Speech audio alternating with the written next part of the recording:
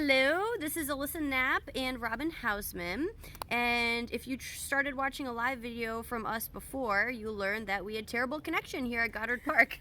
So we are recording the video and then we're going to post it. So sorry that we're losing the interaction piece, but we want to make sure that we get all this really awesome information out to you. So what we're here to talk to you about today is Reiki.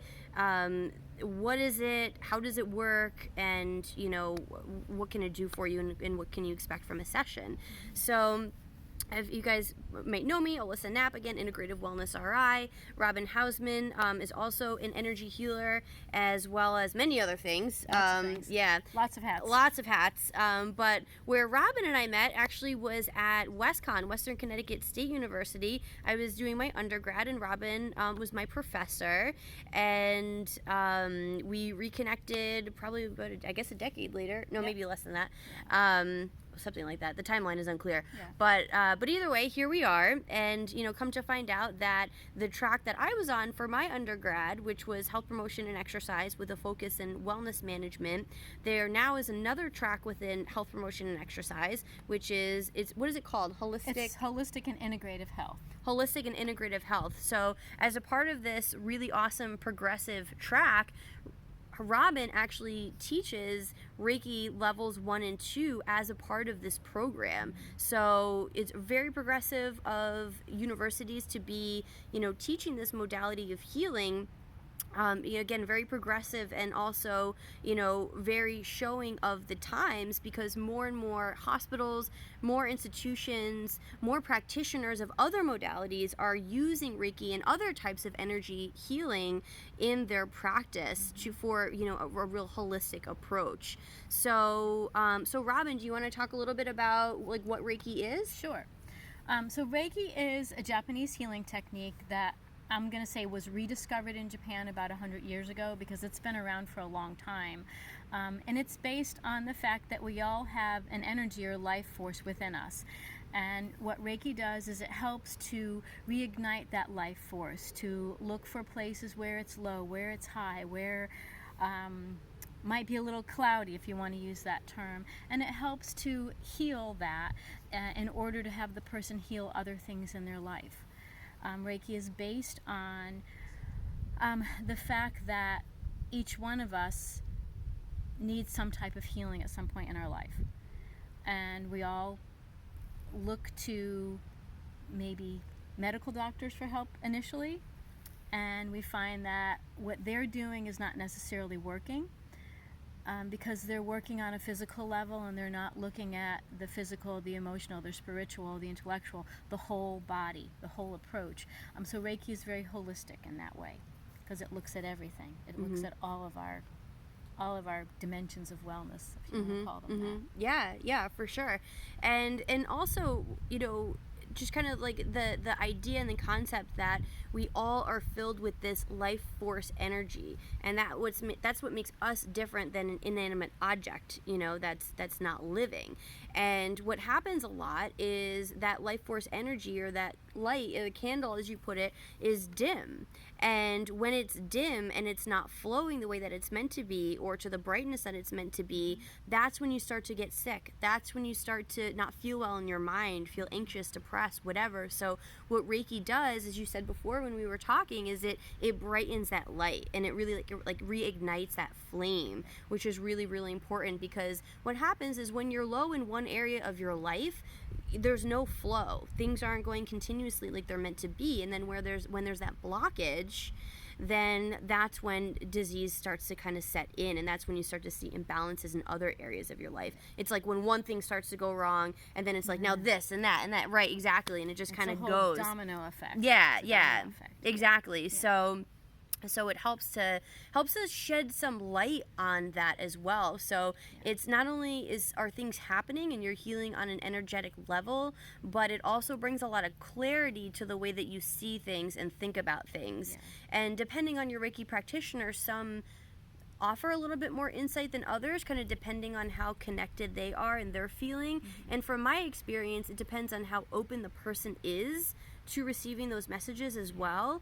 And in terms of Reiki being, working, right? Because the thing is with Reiki, the energy is going to flow no matter what, but it respects free will. So if the person is really not open to it, open to receiving it, or ready to let go of what they need to let go of to get the energy flowing again, then they're not really going to feel much of a difference or much of an effect. So one thing that we were talking about before on the live video, before the universe cut us off from it, was the fact that there are different lineages or different schools of Reiki. So so it really depends. So different Reiki practitioners could be teaching from different lineages. So Robin and I are both of the Usui lineage. So we practice Usui Holy Fire 3 Reiki. And the holy doesn't mean, it's not holy from a religious perspective. Again, it's that holistic perspective. It's looking at things from that there's all kinds of things that come into play when we are unwell. Our wellness depends on all kinds of things. So it's that holistic perspective.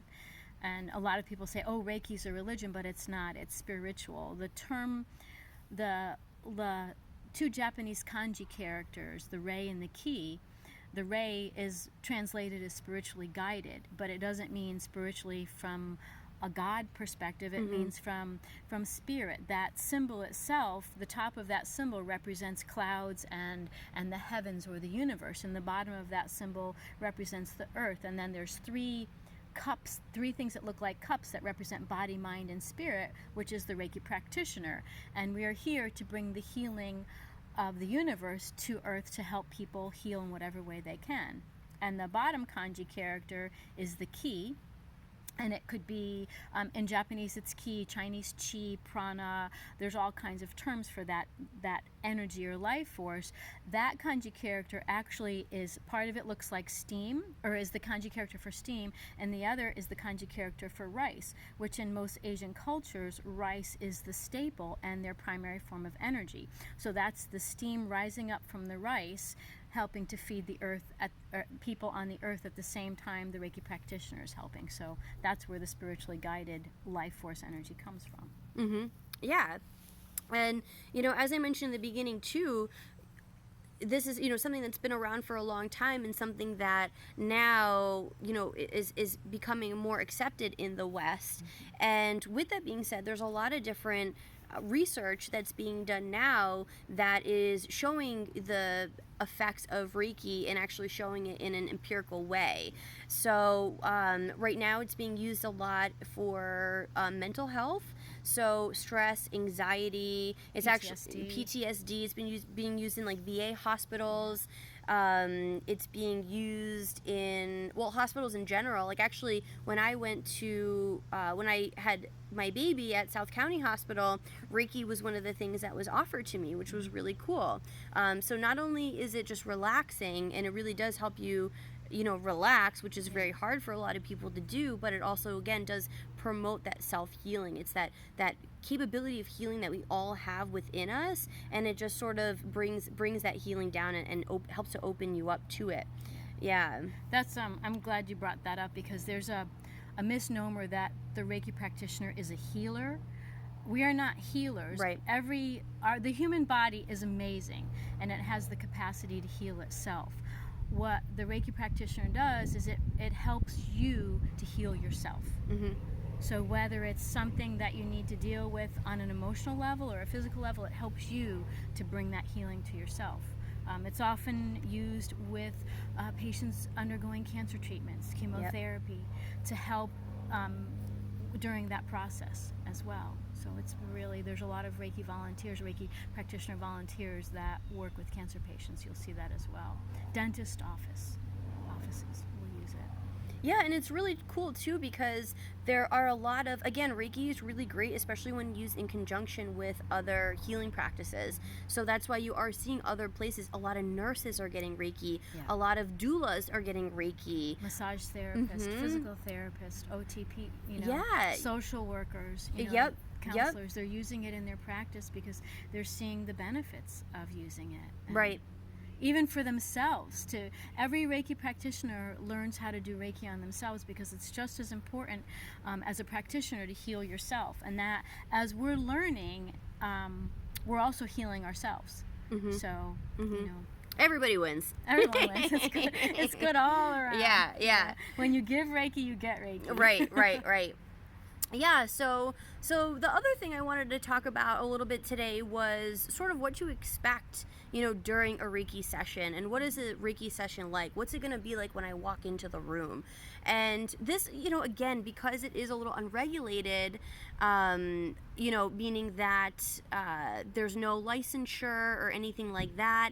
However, just to note that there is the International Center for Reiki Training, which Robin and I are both members of, which does how did you put it? It provides structure. Structure, right. Structure. There's structure in what is taught in each of the classes. There's structure in what people learn. There's a code of ethics and standards of practice, because we do want to be ethical. We want to have some form or some structure that says this is how you should practice. It doesn't mean that everyone is going to do that, but that structure is there when we teach it. It's there for our students. Right.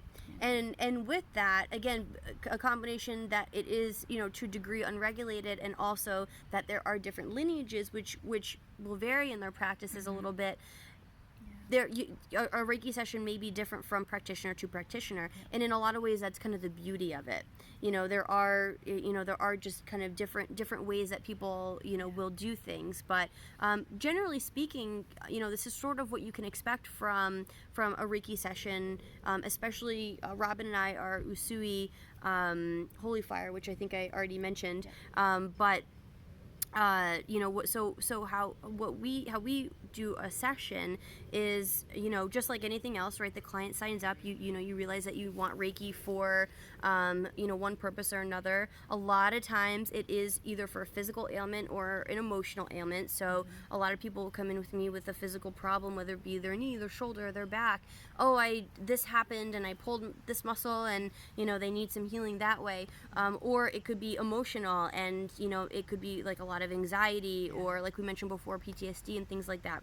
People are often treated for. So there's usually an intention for that person coming in, and some is just for well-being. Some just want to come in and just kind of, I just want to try it. I've heard about it. I want to try it. Right. So depending on what that purpose is, usually again that individual is signing up for it with an intention, right? So usually when you come in first, what we'll kind of talk to you about is, what is your intention? What is it that you came in here today, right? And we'll kind of talk about that a little bit and kind of figure out exactly, what your purpose is, and that might help the practitioner too in how they're going to go about that particular treatment. So even one patient and one practitioner, that each session to session may be very different. The same person, different times. I always ask too, if someone is coming in brand new, what do they know about Reiki? What have they heard about Reiki? And if they've had Reiki from someone else, what was that experience like? Because often you might not have a positive experience with someone because you just don't connect with them. Exactly. And actually another Reiki master I was talking to yesterday as well, Kathleen Queskin, who owns Grow Wellness in Ridgefield, Connecticut, she, we were talking about how sometimes when you're talking to people about what you do, I'm a Reiki master, this and that, and they say, I tried it once, it was really weird, or, I tried it, I felt really weird, and or they looked and this person was like doing this weird thing to me, and I don't know what. Drawing symbols.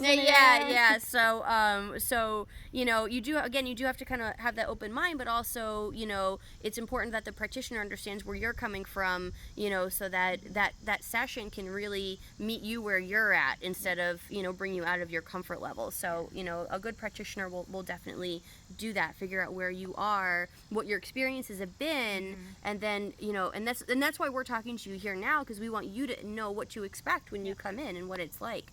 So usually after that discussion, you and I maybe even do our sessions a little bit differently, but usually what I'll do at that point is I'll get you comfortable, put you down on it's usually done on a massage table, fully clothed, usually with a sheet or a blanket. Depending on the temperature too, and propped up on pillows, and just like whatever you have to do to be comfortable, because really the only thing you're doing during a Reiki session is being comfortable. That's really the main goal for you. So After getting the person comfortable, you always play nice relaxing music. If the person is open to essential oils and likes using them, sometimes I'll use some of those as well. Different practitioners will use different things, but there are, like if you've ever seen like crystals or energy crystals or rocks, they might look like to some people, so my son calls them rocks. But they can help in the healing process as well. Sound therapy, so using things like singing bowls and tincture bells, and they're all different ways that you can that a practitioner might use to help in that healing and relaxing process. I use a guided meditation. I ask if the person wants a guided meditation or not, and I do that. Yep. Yeah. And in Connecticut, you can't touch unless you have a license to touch. So I'll always ask, is it okay if I touch your head and your shoulders, maybe your knees and your feet, head, shoulders, knees, and toes, whatever. I'll ask that first. If they say no, then I keep my hands above. I don't know about Rhode Island. Can you touch in Rhode Island? I don't know. I've been doing that, so hopefully you can. I always ask first, though. But yeah. So what it might look like, usually the person's eyes closed, but they can be open if you're not comfortable closing your eyes. That's totally fine. But essentially, it's more or less like hovering above, or like Robin said, just a light touch. Very light. And then the practitioner goes down, and actually what the practitioner is doing is sensing the person's energy. So like we mentioned, everybody has that life force energy, right? So what we're doing is we're kind of feeling through and sensing, is there a blockage? Is there somewhere where something maybe isn't flowing? Or sometimes we can even sense like if there's pain or something like that. So what the practitioner is doing is trying to find those blockages and then sends Reiki to them to clear them. Yep. And one thing that's kind of interesting to note too, if anybody watching this is familiar with acupuncture, it's kind of similar in that way. So acupuncture, let's say you're having headaches. Well, the acupuncturist may not put needles around your head. Maybe they put it in your knee or your foot or somewhere else, depending on the energy system, because energy that has to do with one area might be blocked in another area of your body. So Reiki is kind of similar. So somebody might come in for pain in their back, but maybe it's a clearing of a different area that's needed to alleviate that issue. Yep. We find where the energy is not flowing and help it to flow there. If you don't understand energy, think about you're in a crowded room with a bunch of people and someone walks in and everybody goes, oh, like that person who just has that negative feel about them, and everyone just sort of goes, oh, or on the opposite side, someone comes into the room with this great booming energy and everyone all of a sudden like looks around to see who's there. Right, so think about that, and that's kind of, that's almost an extreme, the really negative and the really positive, but think about that. Right. I mean, you can kind of, when you meet somebody for the first time, it's like, oh, I got bad vibes from them. I mean, that's basically what we're looking for, not the bad vibes, we're just looking and noticing, where does something feel different? Where does it feel different? Because one thing that getting Reiki does, and when I say getting Reiki, I mean from a master learning Reiki as a practitioner, whether that be just for yourself or for somebody else, one thing that does is it really attunes you and opens you up to be able to feel and notice that energy. So, and also to note, I know getting off track from what a Reiki session is, but anybody and everybody has the ability to get Reiki, to be able to give Reiki to themselves and to others. This is not unique to healers or body workers or the chosen ones or anything like that. Literally anybody can get Reiki and do Reiki, and in fact it's encouraged. Everybody should get as much Reiki as possible. And actually, as I've been reading up on lately, traditionally they actually recommend what used to be called attunements. Now they're given by something called placements, but it's actually recommended to get them multiple times, just for yourself or to practice for others, because all it does is just make that energy stronger. So getting back to what to expect from a Reiki session, again, you come in, all you're doing is relaxing and getting comfortable. The practitioner is going to go through and try to identify which areas need more of that energy flow, and then they help to send that and open those energy pathways up. And then from that point, I mean, as the practitioner goes, at the end of the session is really very different from practitioner to practitioner. But like something that I like to do, I always like to draw like an oracle card for my clients after, because usually, especially after a Reiki session and that energy is kind of in the room, you know, it helps to enlighten them and to show them sort of what they need to see, or what they, you know, what to help them make sense of their situation. So that's something that's kind of become a part of my practice. But either way, after a session ends, there's always discussion between the practitioner and the client to say, all right, what did you feel? How did you feel? And then kind of help them figure out. Yeah. What ends up happening is a lot of people are expecting something to happen right then and there. And sometimes it does, but sometimes it doesn't always. So there's a healing process that occurs. So it may occur over the next couple of days. So I'll tell people, you know, to make sure they drink a lot of water because they're detoxing, to notice their dreams, to notice if different emotions come up.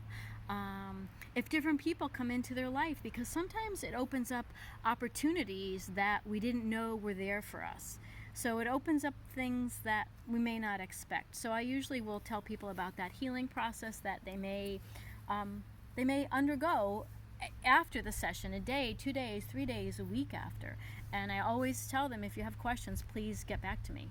Please get back to me. Yeah, absolutely. And that's a really, really important point to make. And I actually just taught a Reiki class on Monday, and that's something that I, you know, really wanted my students to understand. And it's the same thing with my clients as well, is that it's not, you know, it's not like a massage. You finish and you feel the benefits right away and you walk out of there and, you know, whatever.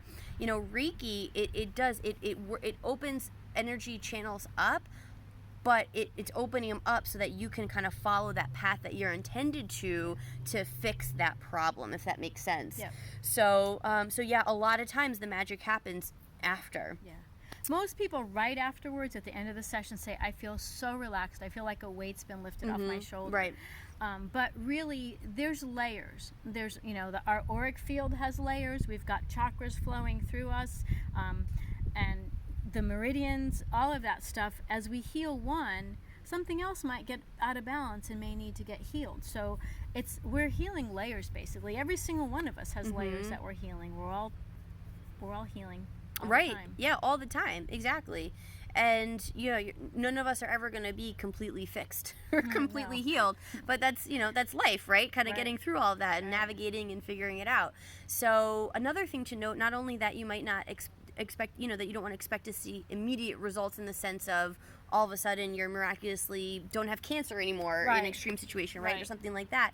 You know, that it's yes, be open to everything that happens after and kind of understand how it fits into the puzzle, but also know that it is really beneficial to have it done again. And there's no set frequency. There's no like everybody should get Reiki once a week or once a month or anything like that. So it's really good to just kind of be in tune to like especially like Robin said, something might throw something else out of balance, and that might need healing as well. So usually a Reiki practitioner too is not just going to say, all right, here you go, boom, there's your energy, see you later, bye. You know, but there's usually going to be some discussion too about like, all right, well, what does this mean for you, and what sort of changes, you know, do you anticipate need to happen in order to kind of follow along on this path. So I always like for people to leave with some kind of homework, you know, and follow up.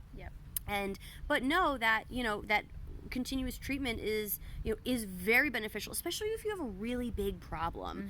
You know, people that are really closed off, or just really like it's gotten just so bad that it's, you know, it's really tough. Like that's when continuous healing is really, really important, because again, it is all really shifting, and you're not always ready to do what you need to do for that problem to stop.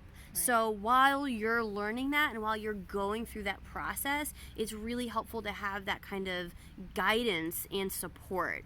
Just someone to talk to and ask questions about it, you know, that, because sometimes you may be going through something that you don't understand. I don't know why I feel this way. All of a sudden I'm so angry and I don't know why. No one did anything to make me angry. Well, maybe it opens something up from a long time ago that you need to remember and clear. Maybe you need to forgive yourself or someone else, and that's a big part of what may happen with the Reiki healing process. Is forgiveness is a big part of that. Huge. Gratitude is a huge part as well.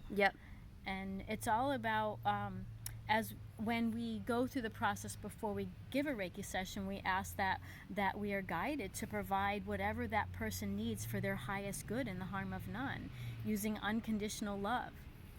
So it's all about that gratitude and forgiveness, and all of that all comes into play, and it's huge. Yep, it is. Yeah, it's amazing.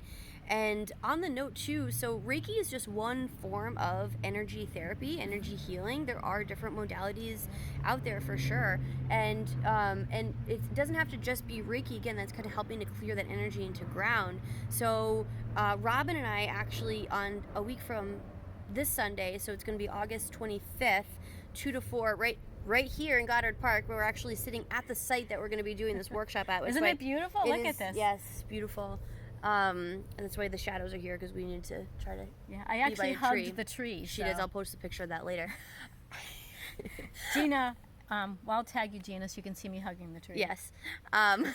She'll be proud of me. Right. But that workshop is all about grounding yourself and clearing some of those negative connections, and then connecting with the energies that are grounding and that can help kind of heal you and keep you down. And then also, in my opinion, I think almost most importantly is the protection piece. Yeah, so protecting your energy. So the example that Robin gave about, how other people will have that energy about them, like, someone's like, oh my God, I just hate being around that person. I just, they have a terrible vibe, or vice versa, and somebody who just like love to be around because they make you feel so good. I have trouble walking into Walmart stores. They set me off. So. Yeah, exactly. Yeah. So, and things have energy too. It's not just people. So what happens is when we walk around, especially if you're a very open person or a very empathetic person, you really can absorb a lot of other people's, pardon my French, shit. You can really absorb like a lot of people's stuff, a lot of their baggage that they're walking around with. They're just like emitting, I don't want to say negativity, but they're emitting something that's bringing you down. Yeah. And clouding you up and making you feel like you're feeling those emotions when they're not yours. Right. So what this workshop is all about is learning how to disconnect from those energies and grounding, and then protecting yourself so that you're not absorbing that stuff in, and then you're not taking that in. Yeah. We are bombarded by all kinds of things every day in our life, all different kinds of energy, from anything from what we ate to how well we slept to who we're around to just negative things. The kind of work that we're doing. Yeah. And negative things that are happening in the world. I mean, think about what's happening in our own country. Those impact every single one of us every day. And I know everybody watching this feels that. Yeah. Yeah, it's impossible not to. It's impossible not to. Nobody's untouched from all of that. I had the worst sleep last night because of what was happening, around the world. So not even going to talk about it. Yep. Yeah, put that over there. Yeah, put that over there for now. Here, I'm gonna disconnect you from it. There we go. Thanks. Good. So yeah, well, we definitely want to hear whatever questions come up from this discussion, and I'm sure Robin and I will probably be back on here again, talking more about this and other things that you want to hear about. Robin and I don't actually, unfortunately, live super close together. Robin is visiting me right now in Rhode Island from Cheshire, Connecticut, but if you're in that area, Robin's an amazing healer and also teaches Reiki. So if you're interested in learning Reiki for yourself or for others, Robin teaches Reiki. Reiki Robin. Reiki Robin. There we go. That's my new name. Yeah. I'm also going to be teaching a Reiki 1 and 2 class next month in September. So that's going to be coming up. So again, if you're interested in learning just for your own healing or spiritual guidance or somebody else's, then you're welcome to come and engage in that. Again, anybody can do this. Anybody can learn it. Yeah. And many people learn it just for themselves, not to be a practitioner,